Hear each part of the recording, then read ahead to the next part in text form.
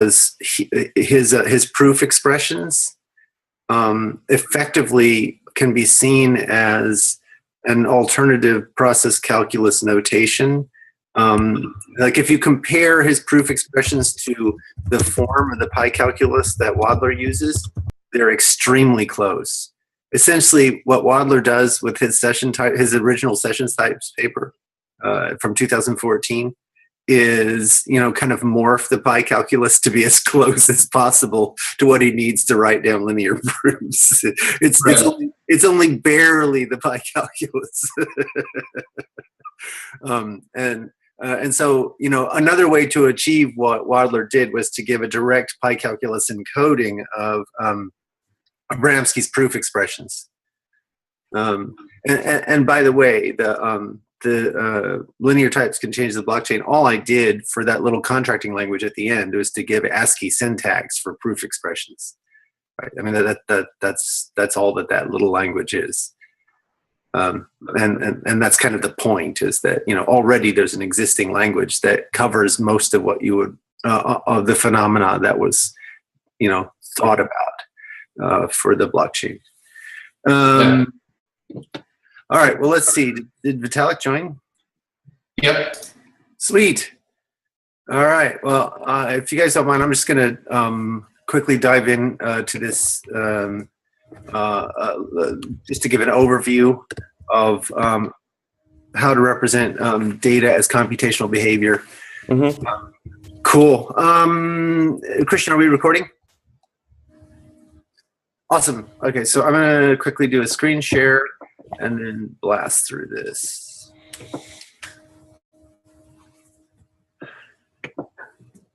Okay, so some people who might be catching up with us may or may not know about the whole idea that you can represent data as program. Program as data is obvious, right? That's what GitHub is all about, program as data.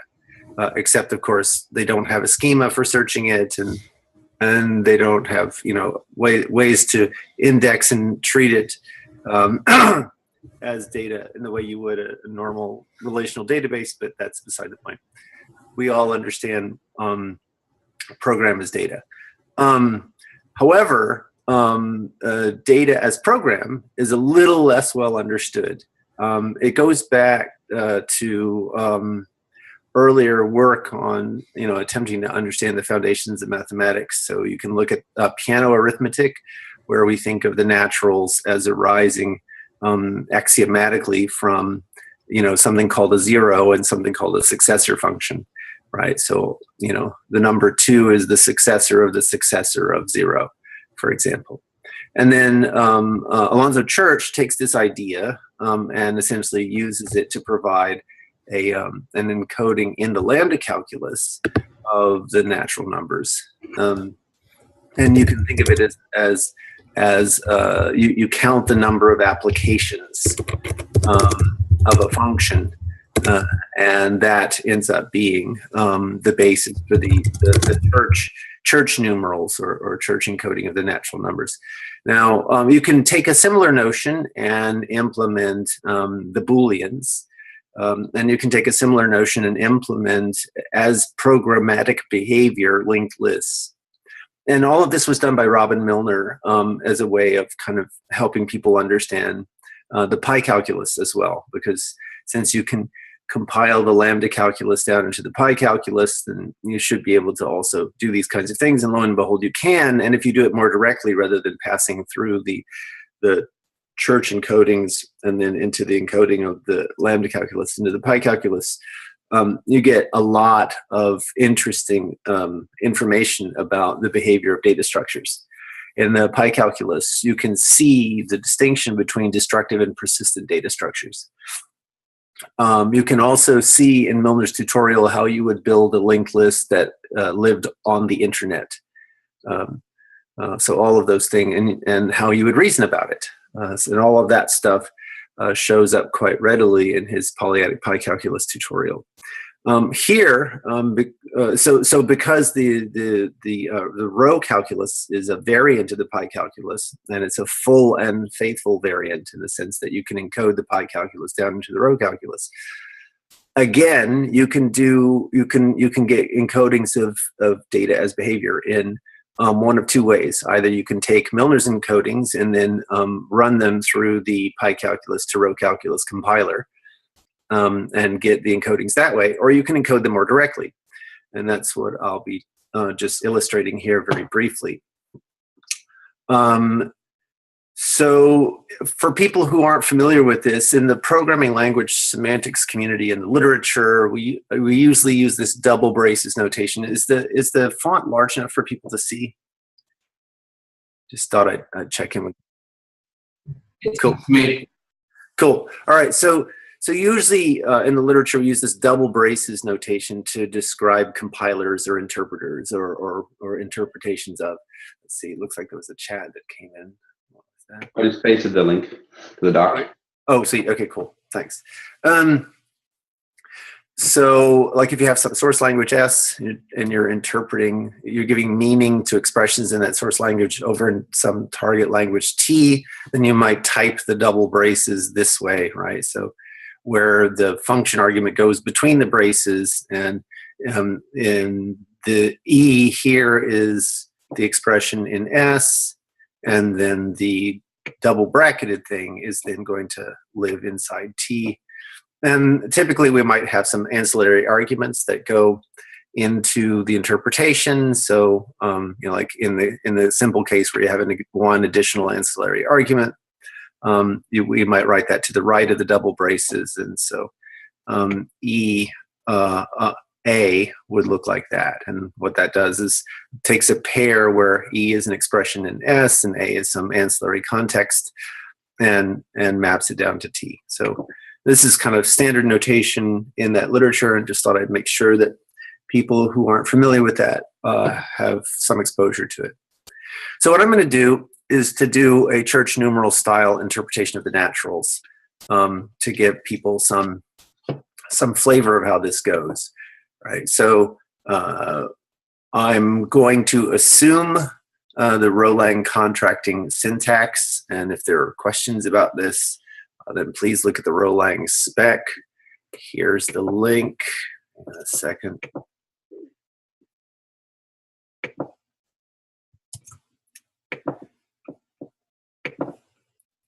Here.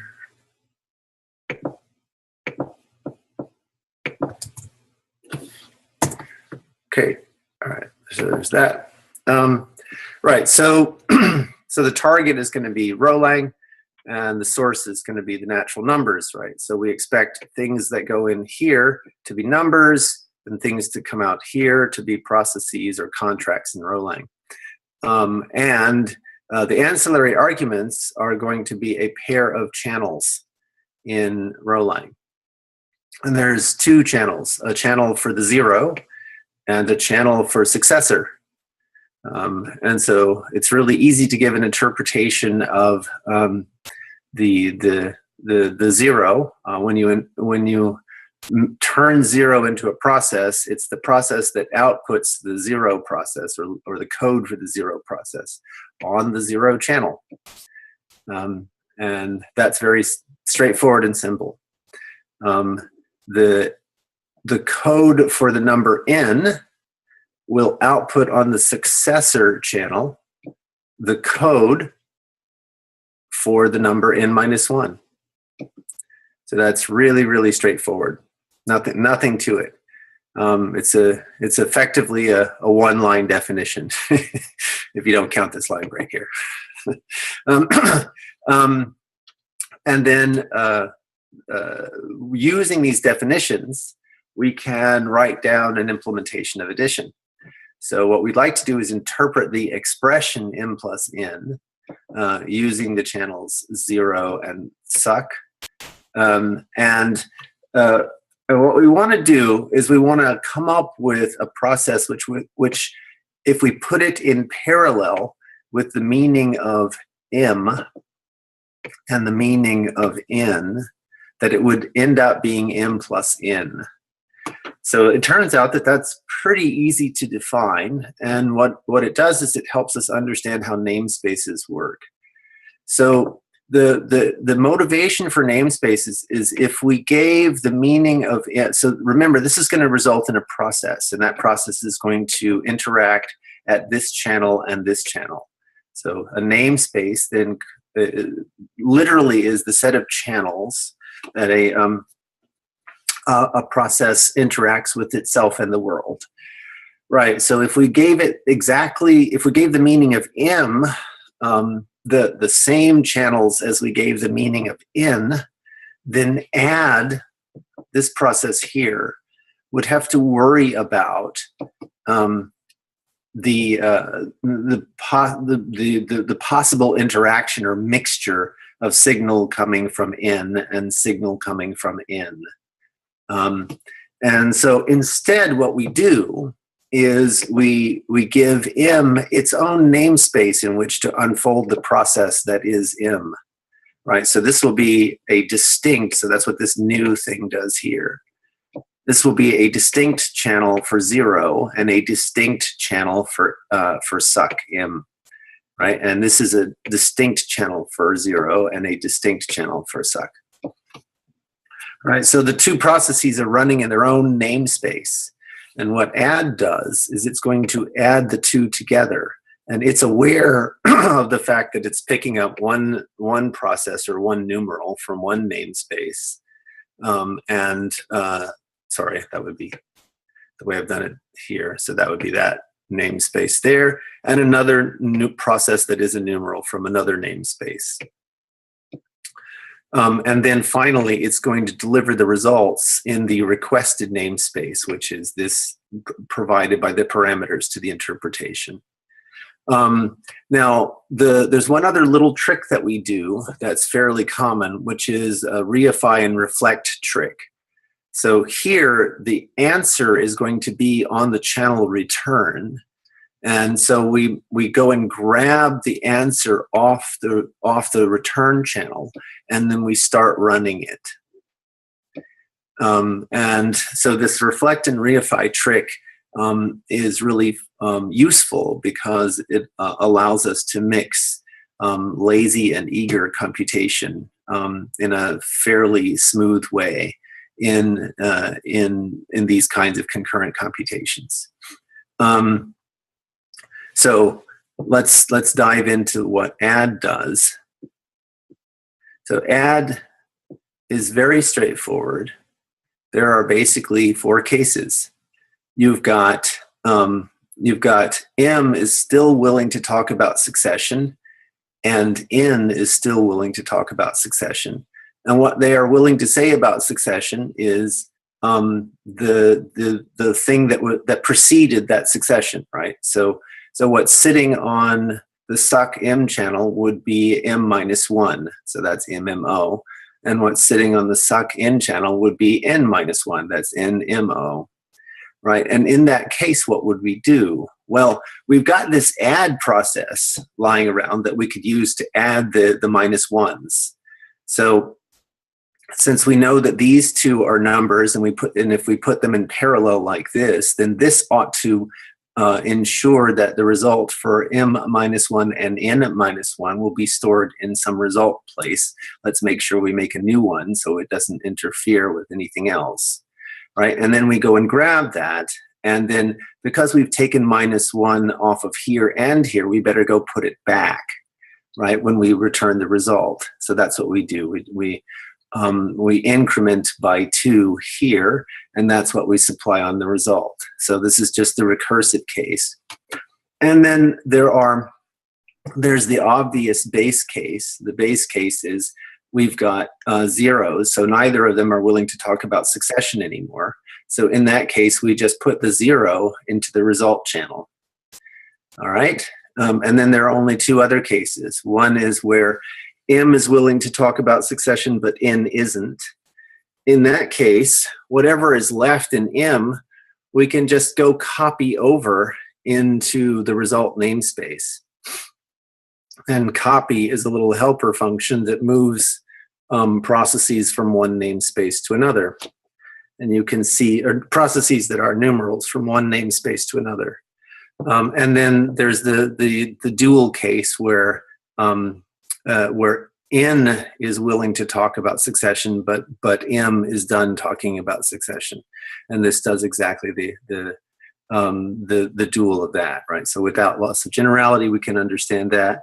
And so the only thing to understand in that case is really just the copy thing, and all that does is walk down the structure, moving it from the suck1 channel to the suck2 channel. So you can see, and there's a discussion over here in the comments that here, let me see, where's the best place to write this? I'll just write this here and then erase it. You can see that if you have the meaning of, I'll grab it up here.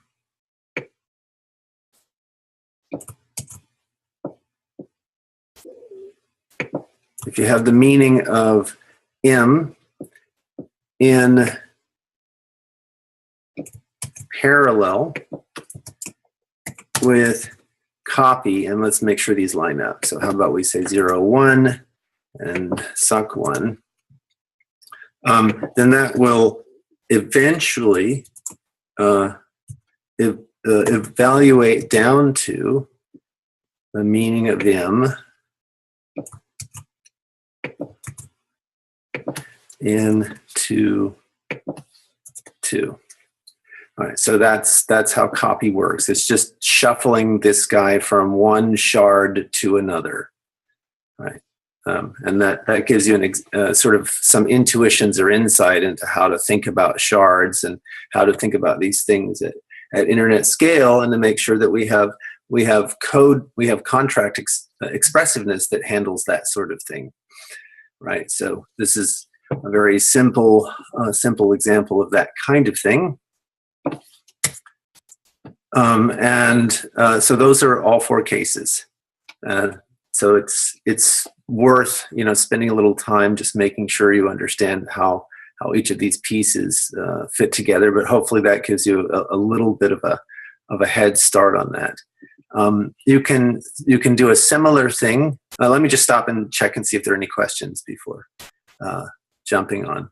The 0 that you're sending, it's the 0 process, right? It's the 0 process, exactly right. Right. Yeah. So it's the one and only constant at this level of row. All right. So with Booleans, you can give a very similar kind of encoding. So you have channels for false and true. And true, you send 0 on the true channel. False, you send 0 on the false channel. And then you can test that this is a faithful encoding by encoding some of the Boolean operations. One of the more interesting Boolean operations is the if then else. So if cond turns out to be a Boolean, right, then we can evaluate it using this. And then we can turn this in the if then else into a select, right? So we put this Boolean in parallel with the select, where the select is listening on the true channel and the false channel. And if we twig on the true channel, we don't really care what we get back. That's why the underscore is here. But let's go ahead and run the interpretation of P. And if we twig on the false channel, then let's go ahead and run the interpretation of Q. Right? And it's easy to see that this is a faithful translation. It's really useful to go and do and or. That will open up how this stuff works. There's a similar encoding of linked lists. It's likewise as compact, and I won't unpack that in order to save just a little bit of time for the Conway games. So Conway's surreal numbers represent numbers as games, and essentially what they do is they give a much more orderly interpretation of data kind cuts. So the way you think about Conway games, you've got a player and opponent, right? So these are the moves available to player. These are the moves available to opponent, right? And depending upon which side you take or which turn it is, then you descend down. So this is a little recursive spec. A game is a pair. The left-hand side of which is a collection of games, and the right-hand side is a collection of games. There are some conditions on when games actually represent numbers, and I refer you to Conway's most beautiful and wondrous book on numbers and games to get those. We give a full and faithful interpretation of games, and it turns out that everything that you need in order to express which games are numbers is available in our encoding. And there's no, the big deal here is that there's no big deal. There's no surprise at all. There's a one-line interpretation, right? So essentially you need a channel for the left and a channel for the right that represents the left and right partitioning of the game. And then what you do is for each game over in the left-hand side, you output the interpretation of that game on the left-hand channel. And for each game on the right, you output the interpretation of that game on the right channel. And this big pie here is just a big par. And I say as much here. Now, it's useful to look at some of the arithmetic operations. One easy one is negation, right? So the negation of a game is to swap the roles of player and opponent and negate those games inside. So just to make that super, super clear, I grab this guy here, and so the negation of this, make this GL,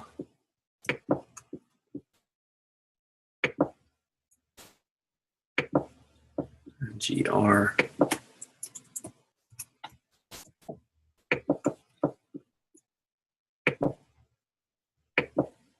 okay, so the negation of a game then is just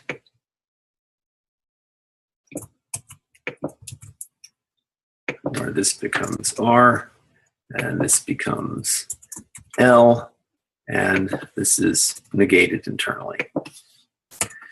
And so what we want to do is to see if we can implement that, and we can implement that similarly in a one-liner. Right, so just as before, we need to make sure that we are careful not to let the games on the left interact with the games on the right. So we negate. So we have so we make some fresh channels, and we run the interpretation of the game this way. So negation is going to grab the game off of the left side, and on the R channel, put the negation of that game. Now notice something careful about this. So we've grabbed the game off of the left side of G, and then we output negating, but this is a programmatic negation. Right? So this isn't ever going to happen. It's not going to run until someone listens on the R channel and gets the code. Likewise for the right-hand side. Well, left. We're swapping left and right. Right? So in this way, we can see how laziness and eagerness can be mixed. Right? By putting things in the output position, they stop running until someone yanks on this. So in this way, this is less of a toy than it might seem, because you get deferred calculation even on infinite games. So this gives you a sense. This gives you a sense of how you might mix inside Rolang both lazy and eager calculation, and in particular how you would treat infinite precision numbers as streams. Right. So, which then again fits very, very nicely with the whole the whole basis of the Rolang design, which is that you can treat everything in this sort of monadic stream style. All right, almost done. Just one tiny little notion to get across as some brain candy. So it turns out both with the Conway games and with the church numerals, we have a new opportunity that's never been spotted before. If you consider the notion of behavioral and spatial and behavioral types. So spatial and behavioral types allow us to give us a kind of X-ray vision into the structure of programs. They allow us to enforce things about programs that we've never been able to enforce at the typing level before. They also give us a way, as a result, they give us a way to classify programs with a kind of classificatory power that we've never had before. And as a result, we begin to see things like session types, which allow us to make sure that we match every input to every output, as an example. They're similarly with the language integrated security work that's been going on for a decade.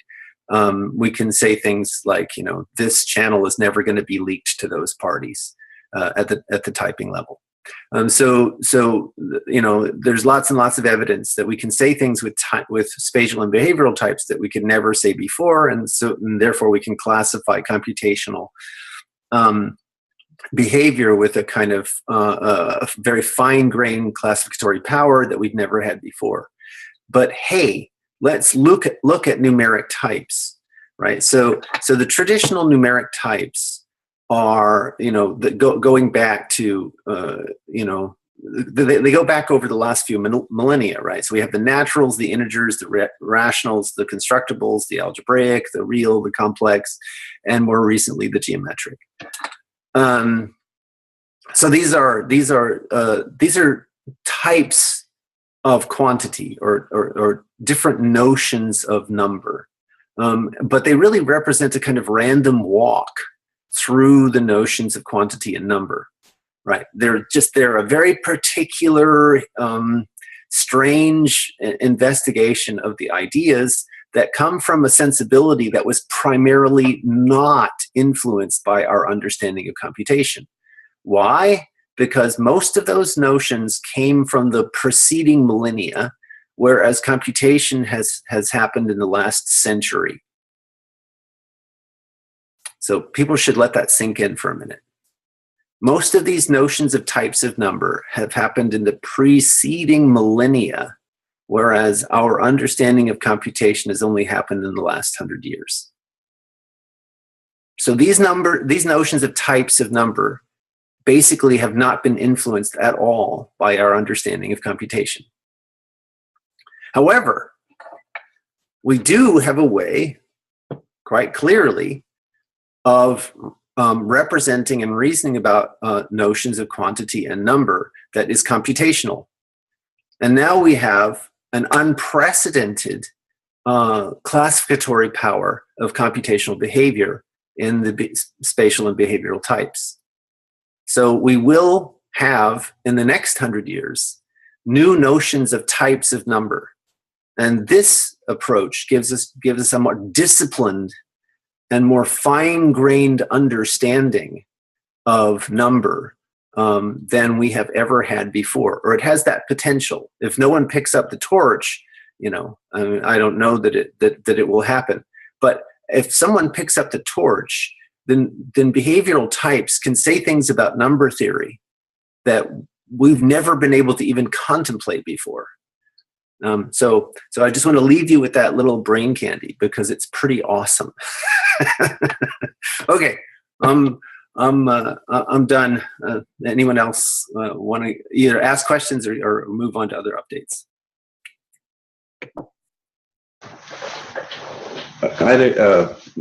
Greg, this is really awesome. I had a question earlier. You were talking about the monadic style, how lazy evaluation and early evaluation, and this eager evaluation come together and is expressed. Is that one of the essence of the monadic style?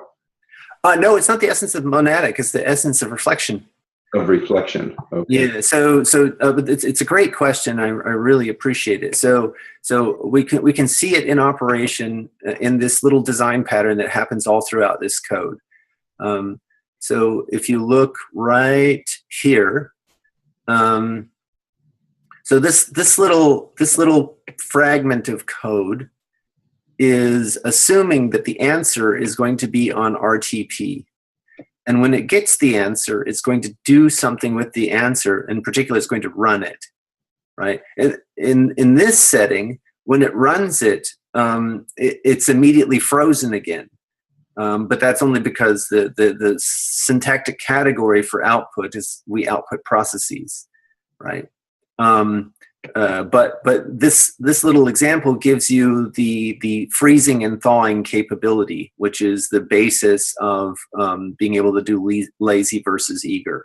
You can assemble answers out of program structure. So this is the basis, for example, in Erlang of a hygienic macro system.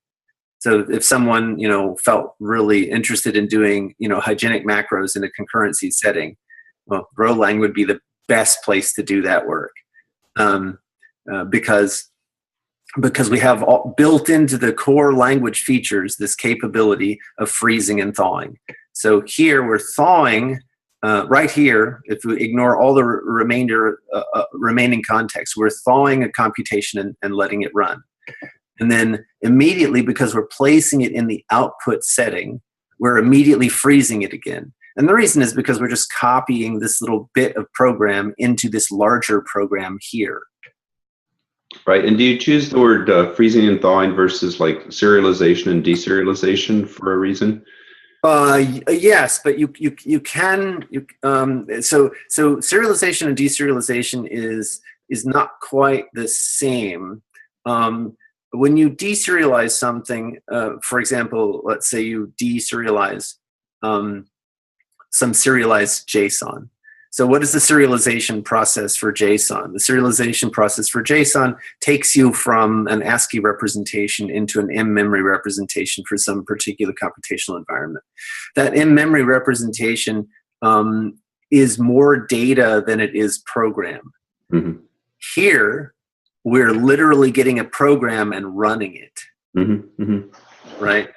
So that's the distinction. And freezing and thawing comes from the scheme programming language community, where they literally talk about freezing and thawing. So you freeze something by putting it in a thunk or putting it in a lambda abstraction, and you thaw it by running that lambda abstraction. Got it. So I think in this paper, just mentioning reflection more reader, and then in the RChain architecture document mentioned freezing and thawing is probably something we need to do. Cool. Thank you. Okay, sure. Thank you. So I know Vitalik had some slashing condition stuff. I want to hear about that. Yeah, I'm here. So basically what I'm trying to do is I'm trying to kind of approach this kind of Casper protocol design thing a step at a time, where we try to keep on figuring out kind of different sufficient conditions, different building blocks, different constraints at the same time, so that eventually after some point the entire protocol is just kind of basically specified before we even know it. Nice. So one of the challenges that I've been trying to figure out is I've been trying to figure out a set of slashing conditions so that we get two properties at the same time. One of them is the possibility of safety, meaning that if the great majority of nodes kind of act correctly, and if the network is sufficiently synchronous, then eventually nodes act in such a way that it comes together, or basically they just sign the right kind of combination of messages, so that one particular checkpoint gets some kind of confirmed status, and you can prove that in order for a competing checkpoint to get the same status, some number of nodes would basically need to equivocate and get slashed. Nice. So that's kind of the standard safety definition. So that's one property I want to have.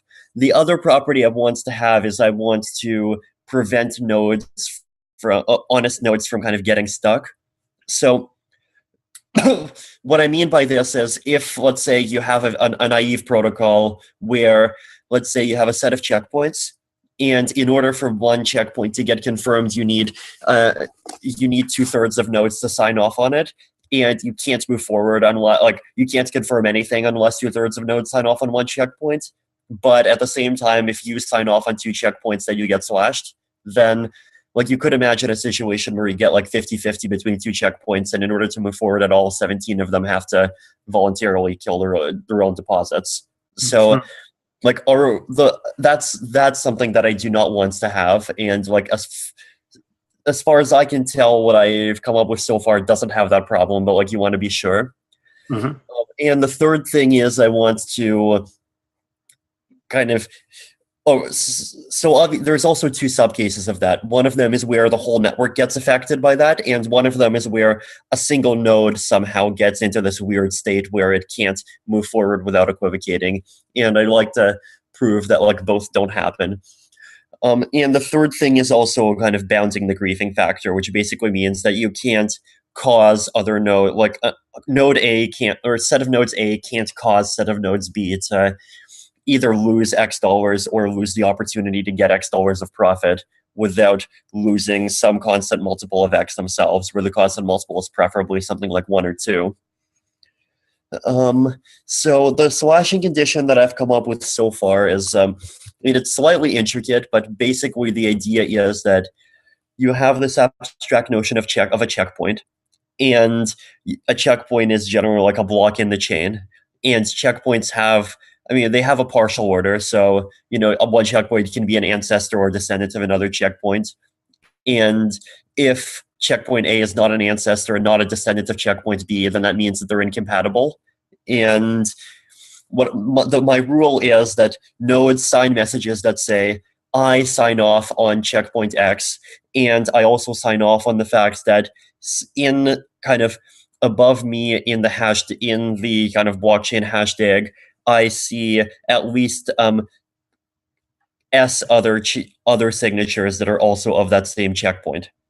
And the slashing condition is that if you make that kind of message for hash H1 with, let's say, a previous signature count S1, then you cannot make such a commitment on H2, where H2 is not an ancestor or is not a descendant of H1 and is not H1. So like where H2 is incompatible with H1, unless S2 is greater than S1.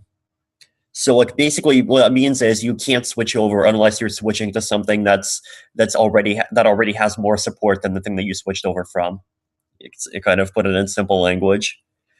And so far as I can tell, this provides at least the possibility of safety. And as far as I can tell, this doesn't have any kind of stuckness properties, and it doesn't have any kind of nasty griefing properties. So Nice. What would be nice to have is a formal proof of this. Yeah. And after this, what would also be nice to have is actually like a complete protocol that has things like a fork choice rule and like rules for when these messages could actually get created and so forth. And this sounds very similar to a fork choice rule, right? I mean, what's missing from your previous description to make it a fork choice rule? Yeah, exactly. So like so theoretically, like the kind of arguments that we can make should work with any fork choice rule as long as it respects one principle, which basically states that it should prefer finalized checkpoints over incompatible checkpoints that are not finalized. Cool. So what distinguishes a checkpoint from you can think, one intuitive way to think of a checkpoint is of a block where the block number is some even multiple of 5,000.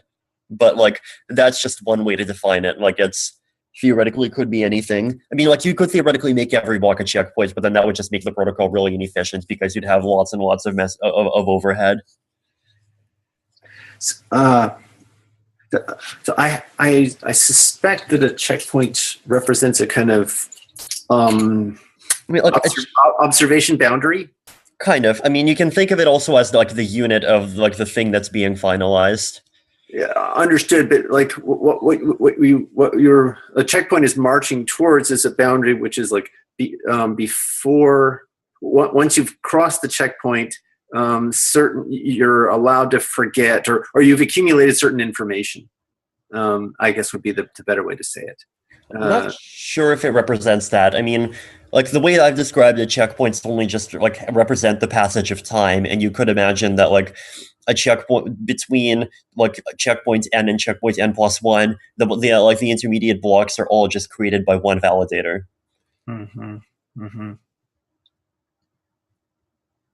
So for you, it's just marking marking the passage of time. Yeah. Okay. Well, in that sense, it does represent a monotonic increase in information, right? Mm-hmm. Sure.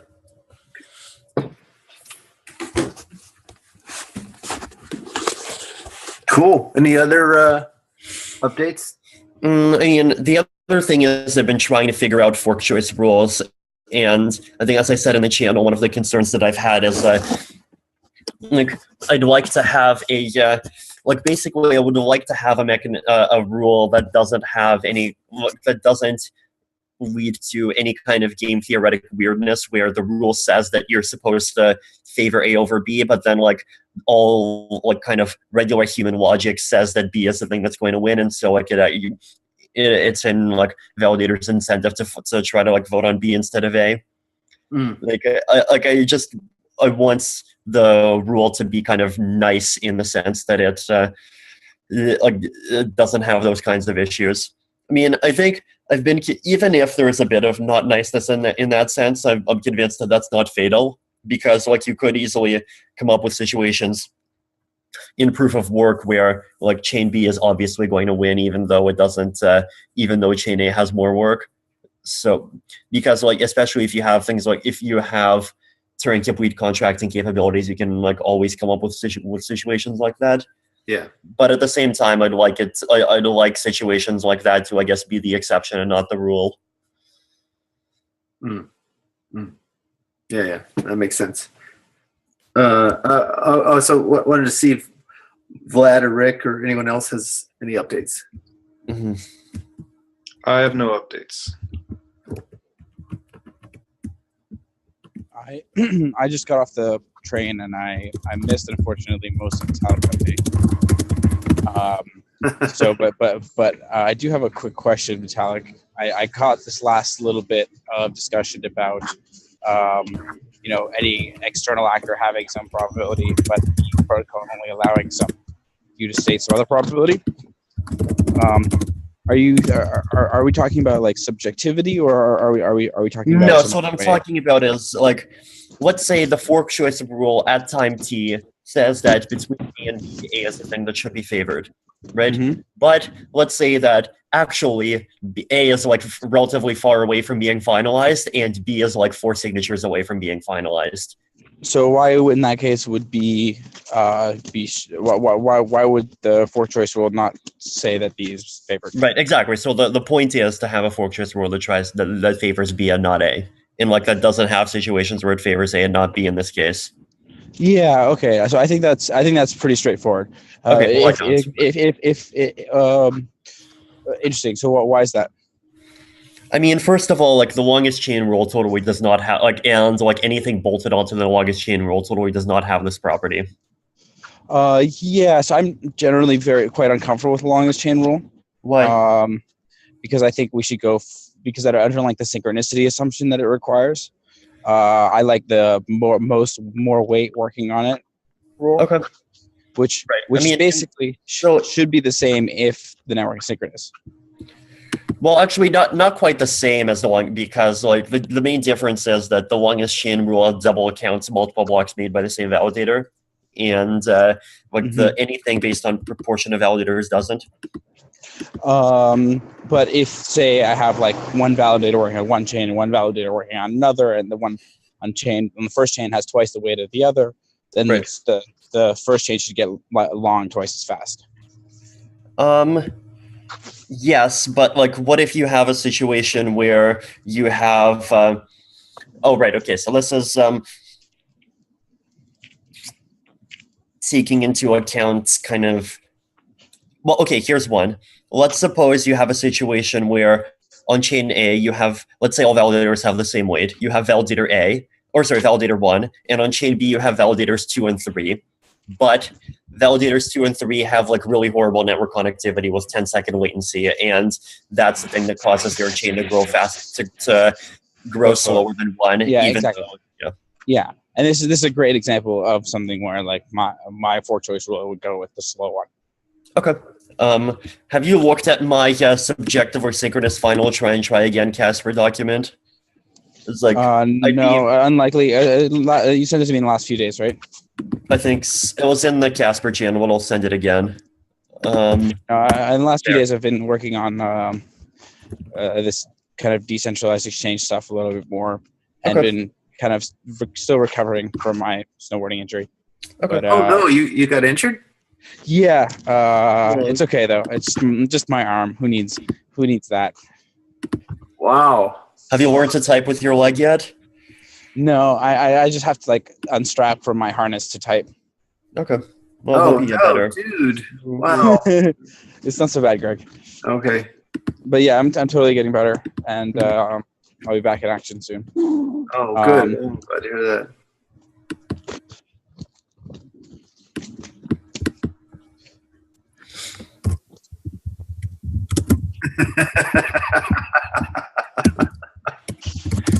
Seriously. Cool. Well, I mean, if we can yield back, 10 minutes to each other and our audience, then that would be awesome. Well, actually, I have a question. I wrote it in the Google Docs because I didn't think we would have the time to go through it here. But, Okay. Regarding the mixing of lazy and eager evaluation in Rolang, Yeah. does this relate in a way to the distinction that the lambda calculus make? Like, for example, tensor is evaluated eagerly while width is evaluated lazy. Is there any relation between those two distinctions? Or? There's a relation, but it's not direct, because because the lazy and eager happens here because of reflection. Right. I mean, you implement similar concepts because you have to defer. Your selection in one case until you have more information. But it's really the linear setting doesn't automatically give you reflection, right? No, right, sure. So they're basically two different ways of achieving the same thing. Like they achieve this particular thing, but they also achieve other things as well, of course. Yeah, exactly. That's right, and vice versa, right? So here, what we're saying is that most of the good stuff can be achieved if you have access to the source code. Yeah. Like so for example, to relate this to linear, I've given interpretations of quantum mechanics in Rho, and one of the things that you if you're doing quantum compute, you have to ensure that all your compute is reversible. Right, that's sort of the nature of the game, and so with reflection, you can do this continuation saturated form of every process.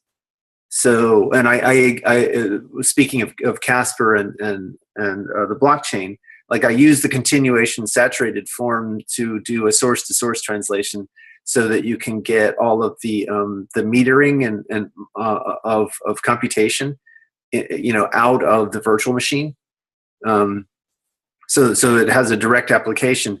But what you do, one of the things that's important here is that because you have access to, like, the computation doesn't proceed without like asking for the next continuation, and so you have access to every single computational step. And because you have access to every single computational step as a piece of code, you can squirrel it away.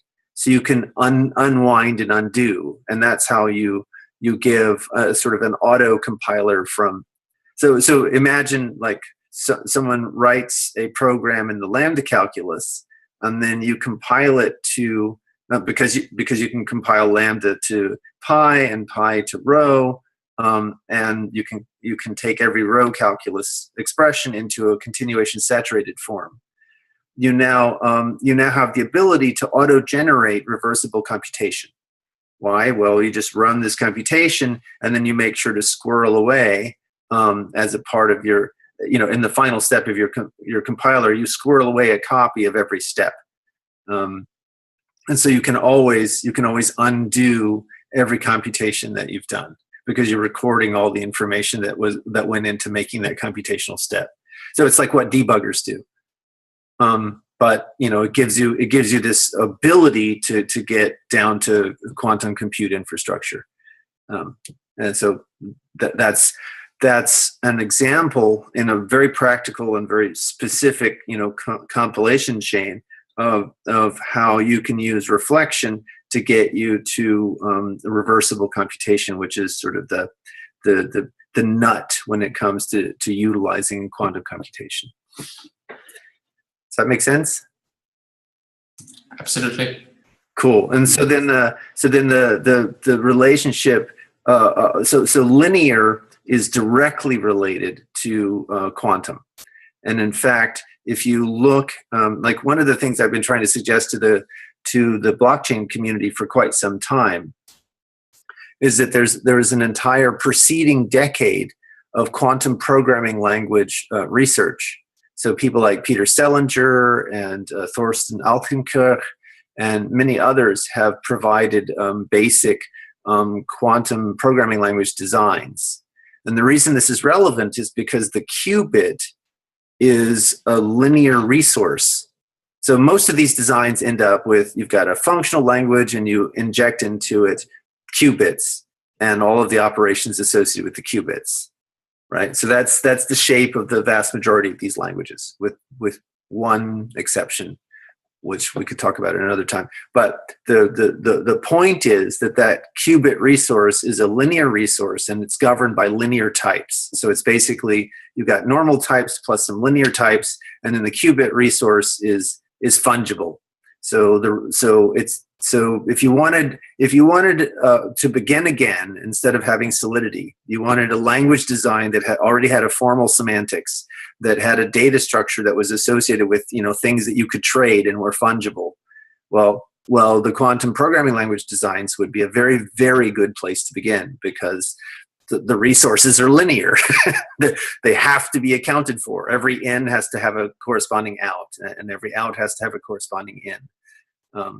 So that's a very good place to begin, and that then connects up to the example I was giving before. You could go the path that they go, but you could also go the path through Rho. And so that's how you relate the linear typing piece of this to the reflection piece, if that makes any sense at all. Yeah, I accidentally closed Zoom, so I didn't hear the last part, but you made sense up until that point. Okay. Sweet. All right. Well, great. Thank you so much to everyone, and looking forward to the next Casper stand-up. Yep. Thank you. All right.